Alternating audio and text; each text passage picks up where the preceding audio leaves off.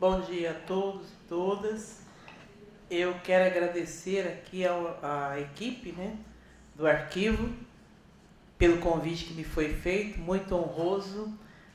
Ontem, infelizmente, por conta também do mês da consciência negra, as atividades que a gente está organizando, nós não pudemos comparecer, mas hoje, pelo que eu assisti, foi assim, uma aula, né, uma aula de cultura, de história do Brasil. Gostei muito do que eu ouvi aqui, do trabalho, assim, do arquivo, que precisa ser mais divulgado, as pessoas não conhecem, e especialmente da sua fala pela paz. A questão da paz hoje é uma coisa muito séria e que precisa ser lembrado aí para a nossa juventude, para nós, né, cidadãos brasileiros. Bom, eu vou falar sobre ações afirmativas para a população negra. Vou me ater mais ao estado de São Paulo, até porque a gente está aqui na fase já do encerramento, né, dessa jornada, dessa programação, e a gente, em outras oportunidades, vamos poder explanar mais sobre tudo que tem sido feito para a população negra. Primeiro dizer, a primeira ação afirmativa no Brasil com relação à população negra foi a criação do Conselho de Participação e Desenvolvimento da Comunidade Negra do Estado de São Paulo, em 1984, pelo então governo Franco Montoro, né, que teve essa sensibilidade. Criou-se os Conselhos de Cidadania. Primeiro foi o Conselho da Condição Feminina, foi um ano antes do nosso, 1983, e em 1984 ele cria então o Conselho de Participação e Desenvolvimento da Comunidade Negra, cujo primeiro presidente, eu tenho a impressão que muitas pessoas aqui conhecem, foi o professor Hélio Santos, né, que até hoje milita, divulga pelo Brasil todas as ações. Então, depois de 96 anos, né, após a abolição, é que foi criado o primeiro órgão governamental a tratar das questões para a população negra, e aí, no caso, foi para o estado de São Paulo. O Conselho de São Paulo serviu de inspiração para criação do Conselho de Minas, de Mato Grosso, do Rio Grande do Sul, serviu de inspiração para a criação da Fundação Cultural Palmares e até para CEPIR, né, agora extinta e tida como Ministério da Cidadania. Foi uma inspiração que partiu aqui do estado de São Paulo, né? Aliás, São Paulo é pioneiro em tudo que se faz e o que acontece. Eu destacaria algumas ações dentre as atividades do Conselho de Participação e Desenvolvimento da Comunidade Negra, que foi a criação do primeiro coletivo de empresários negros e a criação também da Comissão do Negro dentro da OAB. Essas ações foram na gestão do Dr. Antônio Carlos da Silva Arruda, que nos antecedeu. Eu tive a honra, né, de ser eleita a primeira mulher e poder dirigir o Conselho por 8 anos, por 2 gestões, né, eleita e reeleita. E aí, assim, nós chegamos bem na época das ações afirmativas, em 2003, que foi o ano também em que foi, né, criada a Lei 10.639, que obriga o ensino da história da África e dos afro-brasileiros. Então, quando nós assumimos, falei, bom, nós temos agora uma outra era, né? Teve a era das reivindicações, era em que só os intelectuais negros falavam, e aí a gente chega na era das ações afirmativas, e aí o próprio nome diz, ações. São necessárias ações para corrigir, né, esse ato aí que existe para com a população negra e que só através dessas ações afirmativas que poderiam ser trabalhadas. A questão do ensino da história da África e do afro-brasileiro foi assim, a meta da nossa gestão, da nossa primeira gestão, até porque, né, por ter formação de professora de língua portuguesa, né, embora pouco tenha exercido a profissão, fui bancária a vida inteira, mas nós entendemos que o ensino da história da África era ali, o ponto-chave. E aí nós começamos com um projeto piloto dentro lá do Conselho, envolvendo 4 das 91 diretorias de ensino do Estado de São Paulo. O projeto foi exitoso e, a partir daí, a Secretaria de Estado de Educação abraçou esse projeto e ele foi levado até as 91 diretorias de ensino do Estado de São Paulo. Foi uma luta, a gente ouvia, né, recebia e-mails, por que a senhora não cuida do aumento do nosso salário, que eu também acho justo, né, mas não era, respondia, não era essa a nossa função. houve resistência. Aliás, quando se fala em ações afirmativas para a população negra, sempre há os questionamentos, mas o processo foi, né, exitoso, que até hoje, quando a gente aparece em videoconferência, em alguns seminários, sempre os professores perguntam, e não vai voltar o projeto? Porque assim, o ensino da história da África e do afro-brasileiro não é um projeto que você faz, implanta e acabou. Ele exige um dinamismo, né, exige uma sequência. Nós conseguimos fazer uma primeira parte, que foi a sensibilização desses professores, entender o porquê precisa ser contada a nossa história. Não dá mais para que as crianças negras ficassem como nós ficamos em nossa infância. Eu creio que aqui tem outras pessoas que podem falar sobre isso, né, doutora Eunice? Também, que quando se falava em história do negro, só se falava em senzala, só se falava em escravidão, em sofrimento, em açoite. Claro que isso faz parte da nossa história, mas nós temos muita coisa a ser dita, a ser contado, que é de contribuição para o Brasil. Haja vista a programação que está sendo feita aqui, falando do grande líder, né, da grande personalidade que foi o Luiz Gama. Entre outras ações também, ainda referente à educação, eu me lembro que nessa época foi implantado também a pontuação acrescida nos vestibulares das FATECs, das ETECs, as ações afirmativas na Unesp e na Unicamp.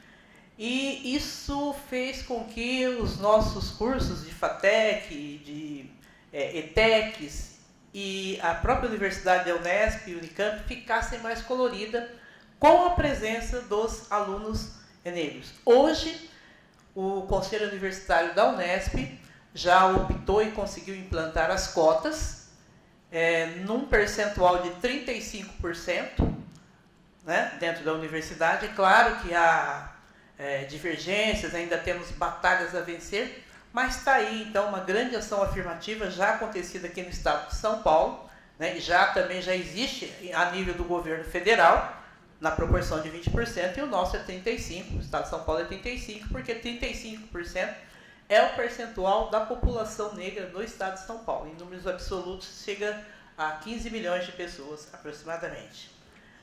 Também não poderia deixar de falar um pouco das ações que nossa equipe conseguiu fazer em relação à saúde.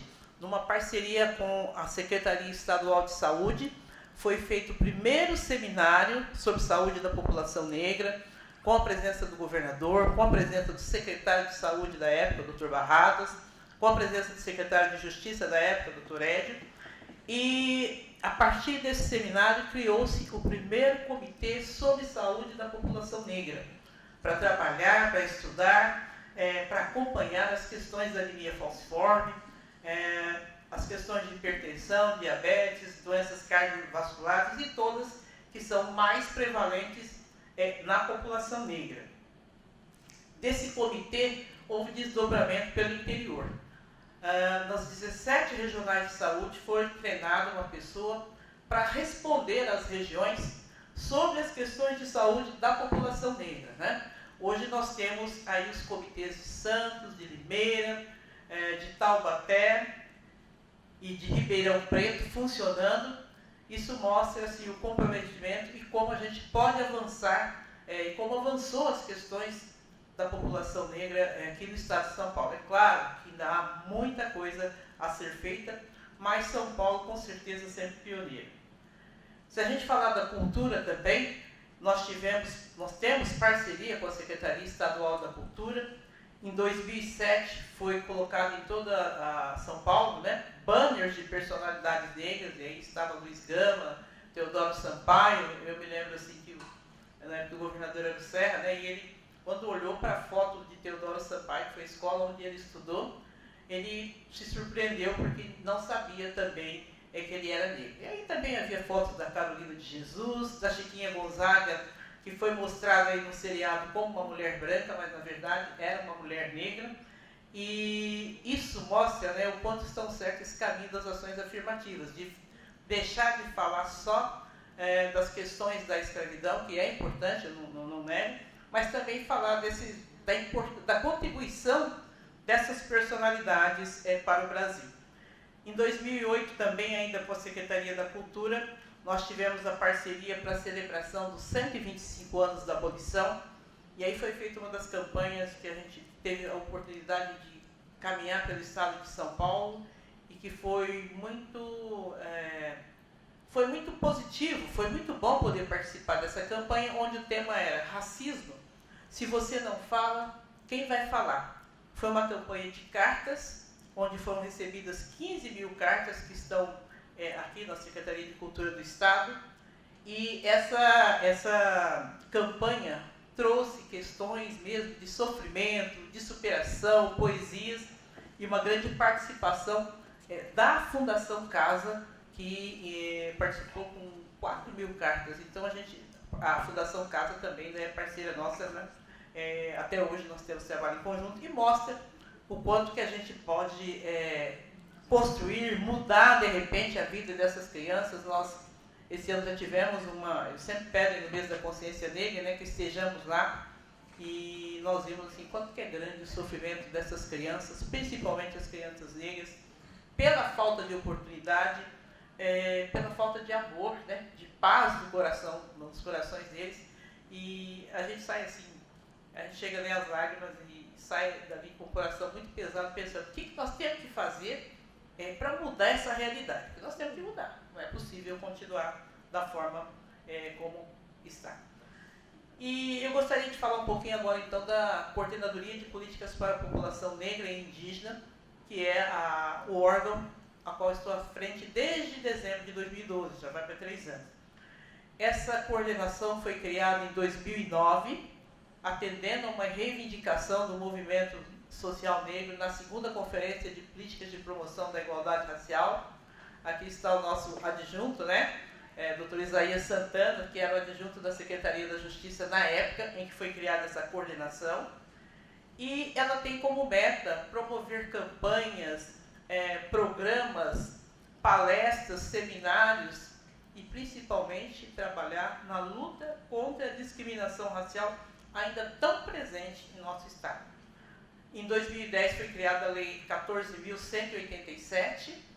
Essa lei prevê punição administrativa para crimes de discriminação e racismo, e através dessa lei a nossa coordenação tem parceria com as prefeituras, com a OAB, onde mais de 1.200 salas acolhem denúncias através de convênio, com o PROCON, enfim, com a CADEPOL, né, a Academia de Polícia, que também é um convênio interessantíssimo, né, que nós conseguimos fazer, através do qual a gente percorreu as 10 regionais da Polícia da Polícia Civil do Estado de São Paulo, com seminários, e a gente não leva só a nossa questão de discriminação racial, a gente leva também as questões de homofobia, né? A Coordenadoria de Diversidade Sexual é nossa parceira, falamos das questões de violência contra a mulher, e falamos principalmente da dificuldade da população negra ao chegar a uma delegacia para fazer o boletim de ocorrência. Porque qualquer pessoa que sofre discriminação, a orientação é que ela procure uma delegacia de polícia. Aqui em São Paulo tem o DECRAD, né, Delegacia de Crimes Raciais, que foi criado em 99, depois foi reativado em 2006. Mas no interior não. Então é sempre aquela ligação, né? Tem tanta coisa mais séria, tantos crimes mais pesados, e a gente, de repente, não é atendida adequadamente. E é aquele momento que a pessoa está frágil, está com dificuldade, está sofrendo, né? E é importante, é obrigação das delegacias acolherem essas pessoas. Então, através desses seminários, hoje a gente tem contato com todas as regionais da Polícia Civil, e quando alguém não é atendido, nós somos acionados, ou a própria CADEPOL é acionada, e ela entra em contato para resolver aquela questão. Quando não se resolve, a gente já chegou a protocolar ofício na Corregedoria da Polícia para que se tome providência e que as pessoas entendam que isso não é uma brincadeira. Isso é uma coisa muito séria e que precisa ser combatido. Hoje a gente tem conosco aproximadamente 270, 80 processos, ainda é muito pouco, alguns já com decisão, né? Nós tivemos um caso aí de uma escola, a gente não pode citar nomes, tal, só vou citar que foi em Guarulhos, onde o menino foi recusada a matrícula por causa do cabelo black que ele estava usando, E a diretora insistiu, nós conversamos com ela, ela insistiu que não ia aceitar, achando que estava correta, e aí a escola foi multada em 2.000 FESP, e a professora, a diretora, em 3.000 FESP, ou seja, por volta de 105 mil de multa. Mas, por exemplo, nós entendemos que o importante dessa lei é o caráter educativo. Né? Não adianta a gente punir a pessoa, processar, fechar o estabelecimento numa época que o emprego está tão difícil, né? Ou fechar a escola por conta da discriminação, escolas particulares, se não houver um trabalho de sensibilização. Estivemos há uns 15 dias no interior de São Paulo, onde as alunas de medicina pintaram a cara de preto, colocaram no pescoço cartazes: queremos cota, queremos inclusão. Claro que não são meninas negras, né? Mas fazendo um deboche mesmo em relação a essas ações afirmativas. Nós tivemos nessa escola de medicina aí do interior de São Paulo. A nossa proposta para eles foi criar uma semana para fazer uma reflexão sobre as questões de discriminação, e mais, como é uma faculdade de medicina, nós propusemos e eles toparam de criar atendimentos, postos de atendimento na periferia dessa cidade. Então, é aquilo que a gente repete, o caráter educativo dessa lei é muito mais forte do que o caráter punitivo. Encerrando, né, parece que meu tempo já está esgotado, ali já me fizeram um sinal, eu gostaria de falar de uma campanha, duas coisas importantes. Primeiro foi a campanha São Paulo contra o Racismo no Esporte, né, onde os principais times, Santos, São Paulo, Palmeiras, Ponte Preta e o glorioso Corinthians, né, fizeram parte através dos seus principais jogadores que sem cachê nenhum, gravaram conosco. Isso foi exposto nos sites e a gente deve colocar, agora que nós estamos na Casa Civil, voltar a colocar esses vídeos no site. E assim, o trabalho não terminou, a campanha foi bonita, foi linda, os jogadores veteranos participaram no lançamento dia 16 de abril lá no Palácio do Governo. Mas não parou por aí. A gente está vendo que continuam ainda as questões de racismo dentro do esporte, né? E não é só no futebol, né? E ainda mais no futebol, que é a paixão nacional, é inconcebível que se tenha esse tipo de atitude. E nós já estivemos semana passada na federação para começar para 2016, planejando, aliás, para janeiro, uma formação dos árbitros para que eles possam saber o que fazer, como reagir quando isso acontecer dentro dos campos de futebol. O que não pode é que essas coisas continuem a acontecer e continuem sem resposta, né? Às vezes a gente toma assim atitude, vai até os clubes, vai às universidades, mas a gente não pode divulgar muito. Então tem essa impressão que o governo não faz nada, mas faz sim, gente. A gente está trabalhando incansavelmente para proibir esse tipo de atuação. E a última coisa que eu gostaria de falar é sobre a Lei 1259/2015, que institui a pontuação diferenciada nos concursos públicos para pretos, pardos e indígenas. Tivemos que colocar pretos, pardos e indígenas, porque se você coloca afrodescendente, dá uma confusão danada, porque quem não é afrodescendente nesse Brasil, né? Então, especificamente para pretos, pardos e indígenas, em todas as fases do concurso, haverá uma pontuação. Aí tem gente dizendo, vai cair a qualidade do serviço público estadual. Por exemplo, como é que você coloca médicos, né? Contrata através desse sistema. Gente, pessoa para se formar em medicina não é fácil, né? Então chegam ali profissionais prontos, e mais do que isso, não é tirar zero porque é preto, pardo ou indígena, ele está inserido, não. Tem nota de corte, tem todas as etapas, né? A Secretaria de Planejamento e Gestão, esse nosso grande parceiro, nossa grande parceira, e eu gostaria de valorizar muito a equipe lá da Secretaria de Planejamento e Gestão, que trabalhou intensamente para que essa lei seja regulamentada. Ressaltar também que não foi uma coisa que nasceu de algum iluminado ou iluminada. Tem toda a participação da sociedade civil, através do Conselho da Comunidade Negra, de entidades da sociedade civil, como a Faculdade Zumbi dos Palmares, aqui citada, como a Educafro, do Frei Davi, e tantas outras. Foi uma coisa aberta, com 20, 30 pessoas, que não foi fácil da gente presidir essa comissão, mas o trabalho saiu, e a gente só está aguardando agora, né, que o setor jurídico lá do Palácio nos mostre, nos aponte, publique a regulamentação dessa lei para que os brasileiros, né, para os paulistas principalmente, aqui no estado de São Paulo, a gente possa fazer essa inclusão, né? Agora, o interessante é que essa inclusão, essa pontuação, ela tem uma meta também. 35%, porque é o percentual de pessoas negras no estado de São Paulo. Eu espero que em outra oportunidade a gente possa falar um pouco mais, trazer material. Nós somos transferidos para a Casa Civil agora em agosto, então até a confecção de material, por isso que eu nem trouxe nada ainda preparado, porque nós estamos reestruturando a equipe, mas a gente espera ter a oportunidade de poder estar falando mais sobre isso.